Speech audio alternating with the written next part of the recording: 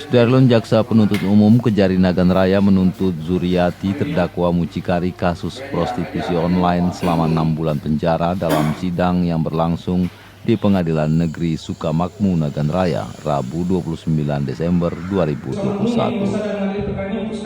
1. Menyatakan terdakwa Zuriati binti Faisal terbukti secara sah dan nyata bersalah melakukan tindak pidana perdagangan orang atau sebagaimana yang diatur dengan ancam pidana dalam pasal 2 ayat 1 Undang-Undang Republik Indonesia nomor 20 tahun. Selain pidana penjara, terdakwa juga dibebankan denda sebesar 500 juta rupiah.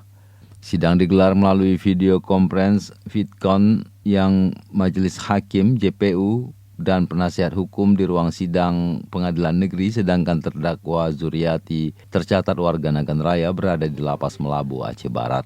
Terhadap tuntutan itu, terdakwa Zuriati melalui pengacaranya menyatakan akan menyampaikan pembelaan tertulis dan Majelis Hakim kembali menunda sidang pada Rabu pekan depan. Dari Nagan Raya, Rizwan, Serambion TV.